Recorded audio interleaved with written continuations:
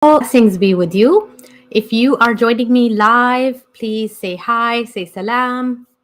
I am being super adventurous today and I am live streaming to multiple platforms. We are live on LinkedIn, YouTube, and in a couple of places on Facebook. I am going to start today's live by sending a little shout out and some positive energy to my child, my 14-year-old who is in 8th grade.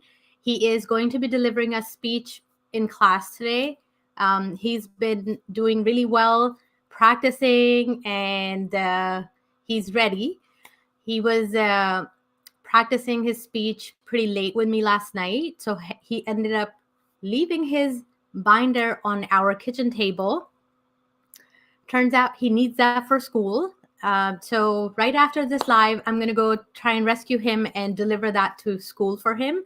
But at the same time, I'm a great mom, so I'm not going to let him live that down. I'm going to be picking on him for a few days for leaving it behind. Okay, so today's topic is going to be sharing with Google Calendars. There are a lot of different permissions and things behind the scenes that you can set, and there's a lot you can do with a Google Calendar.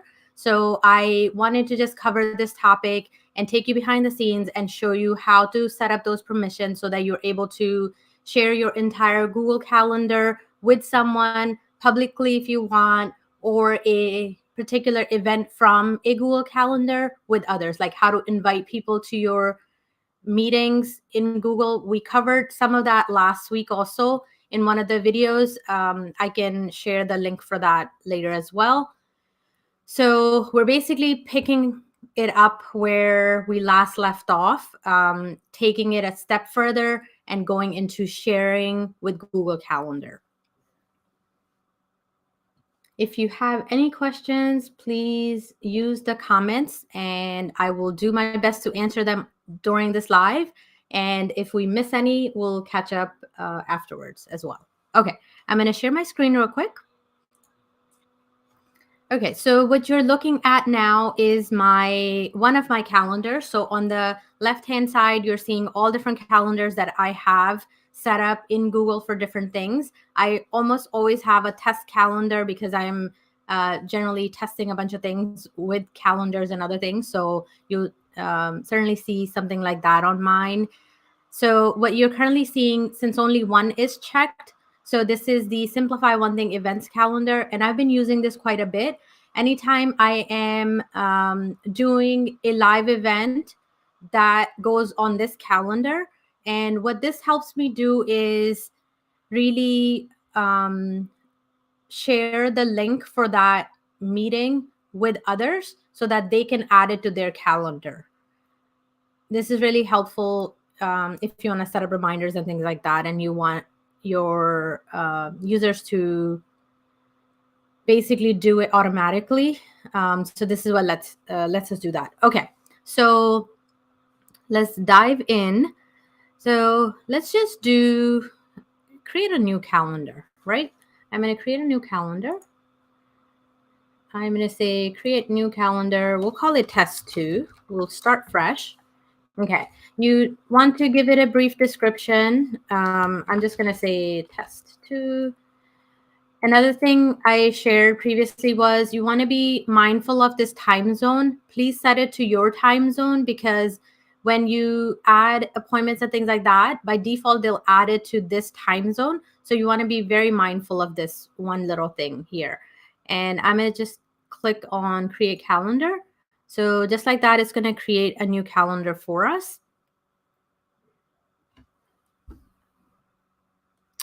Hold, please. We're having some technical difficulties. It doesn't like it. It doesn't want to create it for me. All right, I'm going to try this one more time. Can create in a few minutes. Okay, let's refresh. Refresh usually works, right? A lot of times it helps us get rid of whatever is not working. Okay, so it actually created it. I'm going to just, okay, so I don't know. Google's doing some funny things. It's totally cool. So test 2 is here, even though it was saying it didn't create it. It might be because I'm in incognito mode, but it's okay. We'll try this one more time. So anytime you want to update or edit properties or anything like that for a calendar, a lot of times you'll see either like a gear icon or the 3 dots, the ellipsis, next to certain things. So with calendars, is this as well. So I'm going to click on that. And from here, I'm going to say settings and sharing. And there we go. So it created it. Interestingly, it didn't pick our time zone. I'm going to leave that alone for now, because if it's working, why break it? Okay, so while you are here, you're going to see a few options for permissions. So if you make this a public calendar, it's going to show you a warning that it will be visible. All events you add to it will be visible to people. Are you sure you want to do that? I'm going to say okay. From that, you have a couple of different options. You can either do all details, or you can say see only, free, busy, and hide the details. So those are the 2 different options. For the most part, I guess it depends. I shouldn't say for the most part which one to go with. It depends on your scenario, what you're trying to do. So for this calendar that I have set up as my events calendar, I have made it public, and I've also used the all event details option, because anything I add to that, I basically don't want any restrictions with it, because it is for my events that I want others to have access to once I give them the link. So I don't really publish the link for that calendar all over the place. I only embed the meetings or the events from that in my invites and things like that. So we'll go over that in a little bit, but I just want to make sure you're clear on this. So I'm marking it public, so it's available, it's accessible. If you share a link for an event or for this whole calendar with someone, they will be able to see it. But what do they see? They either see only, free, or busy. They'll just see that your calendar is blocked, or they'll see all details that are included for events on that calendar. So for this one, I'm going to pick all details, and we'll keep going. By default, it's making it available to my own organization, so all of my team members will have access to it. I can get a shareable link. So if I do that, if I use this, I can copy this link, and I can share this link with others, and it will go, they will be able to see everything on this calendar now. I hope I'm clear on this point. So just by using this link, they'll be able to see all the events and things that are on this calendar automatically when they access it through this link. Okay, so if you want to add specific people or groups to this calendar, so you want somebody to have access to it, you can just click on this and you can add their emails. And if it's your organization, there's a drop down for that as well. You can select that. Okay.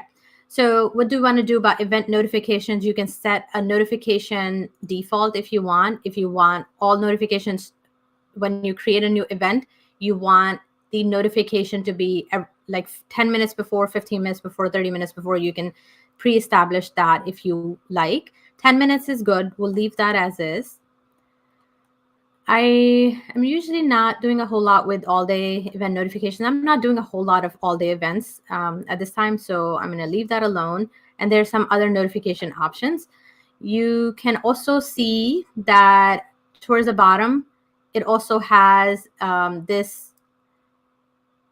link for integrating this calendar in other places. So it's giving you a couple of different things. This is a URL for your calendar. If you share that, people can browse to it on a website, through a website, or you can embed this calendar onto a website. So they're giving you the iframe code for it. So you just copy this and embed that into an HTML tag on your website, and then this calendar will be embedded inside your website. So those are some options for embedding and sharing.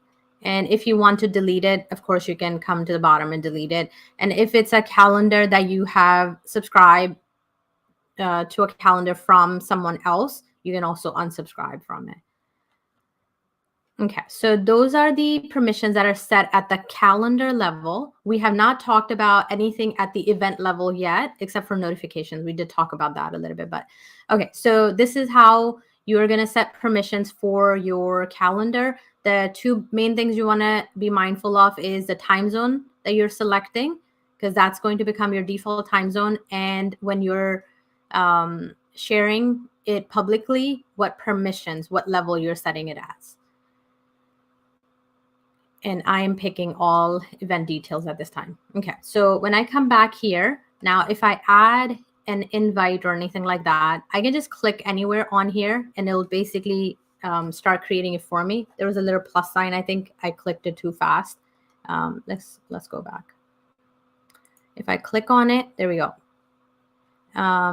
It's opening it. I can just say testing calendar invites. Okay, so just like that, if it's an event, it's like an all-day event, it doesn't repeat, it'll automatically create this for me. Just by that, if I hit save, it'll do it. But what I want to do is I want to pick a time. So I'm going to click on more options from the bottom of the screen. And I am going to give it some more detail. It's not an all-day event, so I'm going to uncheck that. I'm going to pick the time. I'm going to say 10 to 10:30 sounds good. What time zone it's asking. So I'm good with just picking the New York time zone for now. I'll just click on that. And if you want to provide a location, if it's an address, you can start typing it in, and Google's very smart. It'll start to give you, start to find it for you. Okay, and then notifications, it's doing 1 day. I'm going to change that to say notifications. Okay, I'm going to say 10. Interestingly, it didn't do minutes. There we go. For some reason, I had to click on the weeks for it to show me other options. By default, it was only showing days and weeks. Maybe it was hidden or something. Okay, so let's just make it 10 minutes before. That is reasonable. Maybe you have a need to be reminded 10 weeks before something. There's an option for that. Okay, so we are saying test invite. Anything else you want to add that? Try to add as much context as possible when you're scheduling your meetings, because it makes it helpful for people who are accepting your invites. Why are they, what's the agenda? Why are they being invited? All that good stuff. Okay, so from here, from the right-hand side, this is where you can either send the invite to someone, you can type in their email and just select that person, or you can leave it alone, which is what I'm going to do. I'm not going to invite anyone to it because I'm going to use this for a particular thing. Like I'm scheduling an event and I want to share that event with the link for that event with other people. So that's what I am trying to do. So I'm not going to include the guests in here for just now. Okay, so I definitely don't want anyone to have modified permissions. I don't want people to invite other people. This is just a by invite only. And I don't want them to see the guest list. So I'm basically leaving it like this, and I'm going to hit save. Can I show you one more thing? Please say yes. Okay, so here's what I'm going to do. So from here, you have the option to switch which calendar it shows up on. I'm going to leave it as test 2, but you basically can move things from one calendar to another Google Calendar within the same account. So this is a pretty easy thing to do. So by default, I'm going to make the visibility public.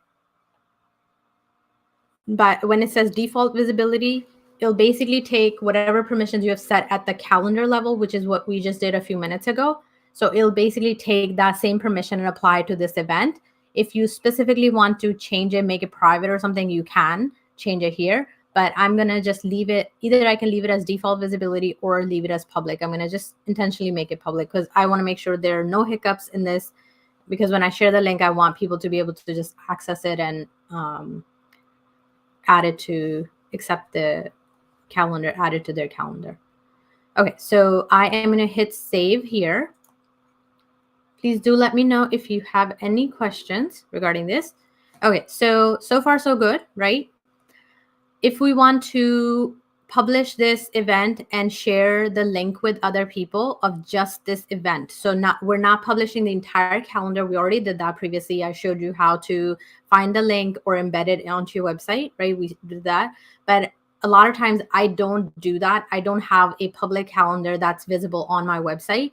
What I do is I create these events and I only publish the events, and I have the link for the event available to my end users, because when I'm hosting programs and things like that, I want them to easily access my this calendar and add it to theirs, right? So that's my use case. That's what I'm trying to do. Okay, so I basically just clicked on this invite that we just created. It opened up this little menu. I'm going to click on the 3 dots again, and from here I'm going to say publish event. As soon as I do that, now it's giving me 2 links. It's saying this is your HTML code. You can embed that onto a website or wherever you need to do this, or you can copy this event link. So I'm going to just copy the event link. So this is basically what we embed within our events and programs on with our like Teachable account and things like that, right? When you purchase a course, a live masterclass or a live challenge or something like that, you're going to see a link where it says add to your calendar. So this is the link I'm using to add it to have people add it to their calendars. So I've just copied this. I'm going to close this. I'm opening a new browser window, and I'm going to just paste it there. I'm going to show you how I'm doing that. Okay, so I've just pasted it over here, and I'm going to hit enter. Hopefully it'll open. Sometimes this gives me funny messages. Okay, so it opened. It automatically picked up everything we had established in that calendar, right? And I'm actually logged into a different account now. So this is accessible to people outside of my Simplify One Thing organization, which is what I was trying to test. So it kept all my permissions over here. It didn't check anything automatically or anything like that. It has a time right, the date right. It has all of the information. The only funny thing it changed was the notification. We had set it to 10 minutes and it changed it to 30 minutes. I believe, I'm not 100% sure, but I think what's happening here is that for this calendar, for this account, I have set my default to be 30 minutes. That's my crazy logical explanation at this time of this thing. So if I hit save on here, it's now going to save it to this calendar, which is in a different account. So I hope you followed what I just did. So we created I'm going to move this out of the way. Okay, so we created an event link or an invite link. We clicked on the 3 dots. We published this event. From that, we got a link. I copied that link and I just pasted that link into a new browser window, into a new Google account. I'm basically not logged into that same account.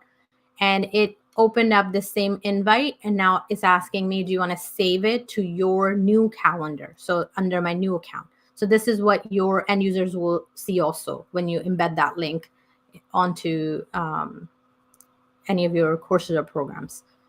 Okay, so just like that, life is easy, right?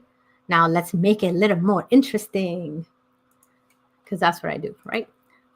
I have fun with this stuff. Okay, so what if this was a multi-day event, which is what I am doing? We're hosting a challenge, a clarity challenge. If you have a great business idea, or if you're not sure which business idea you should pursue, you have many brilliant ones. I am going to help you narrow that down. I'm going to help you figure out what's the right one. And we're going to do it over 5 days, from February 20th to February 24th. If you want to know more about it, I guess I can quickly just share the link for it if you want to grab that. It is learn.simplifyonething.com. And I'll show it at the end one more time as well, if you would like to register. Okay, so for that, we needed to basically establish the event over multiple days. And I wanted people to get one link and be able to add all 5 days to their calendar. So that was what I was trying to do. And I went in circles trying to figure that out, because there was a little setting permission that was set in a way that was not making it happen. Okay, so we're going to modify this one. We're going to make it a 3-day event. So I just clicked on it and I'm going to click on edit. Little pencil icon will let us edit that. Okay, so see how it says it does not repeat? I'm going to say we want to repeat it. I'm going to click on custom and we will say repeat it. Actually, let me see. Repeat it every day for how many days? We'll say 3. We'll just say finish after 3 occurrences, right? So repeat every day, do it for 3 days. I'm going to click on done. Once I click on done here and I hit save, it is going to make it a 3-day event. So it's the same exact event or invite. Now it's over multiple days. Now watch this. If I click on this and I have this option, we have a new option now. It says publish event or publish this instance of the event. I still want to do publish event because I want to publish all 3 days with one link. I don't want to create 3 separate links. You can if you want to, if you just do publish this instance of the event only, and you can only share one of those days. You can do it using this option, but I want to just do one link for all 3 days. So I'm going to hit publish event one more time. This time I'm going to copy this link and I'm going to do the same thing what we did previously where I was testing it. Where did it go? It is here. Give me 1 second. Pasting it. Okay.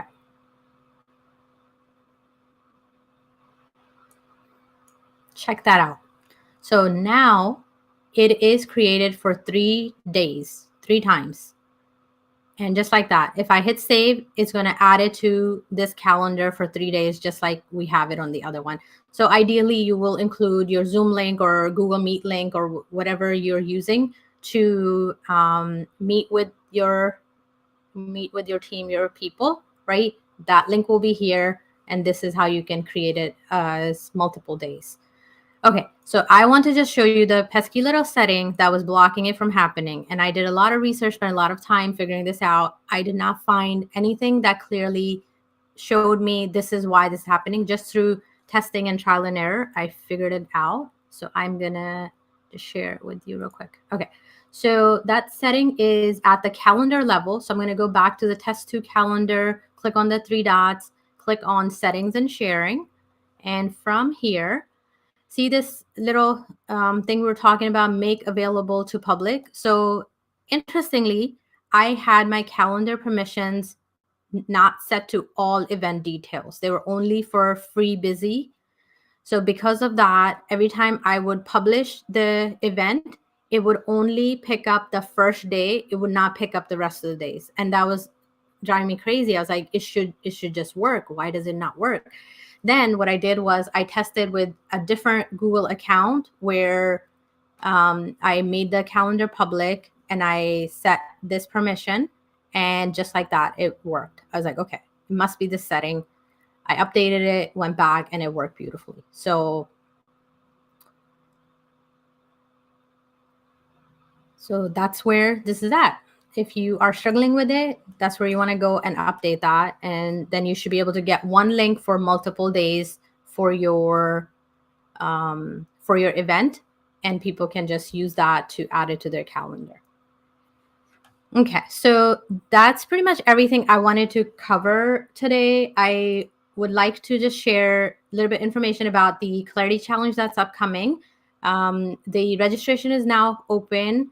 We will start on February 20th. We'll go for 5 days. You're going to meet with me once a day. We'll have live coaching calls where we are going over the process of how to figure out what business idea to pursue to start taking action, start building a brand, start building a business online.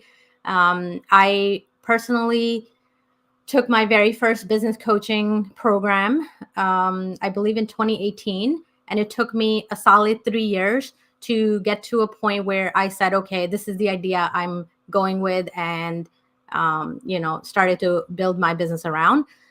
So I don't want you to do that. I don't want you to wait that long. It is not that difficult. The only way you're going to get clarity is by taking action. So I've broken down that process into 5 simple steps. Every day we take a step. I challenge you with some things. So every day you have to take a little action. And by doing that, you're going to get more and more clarity.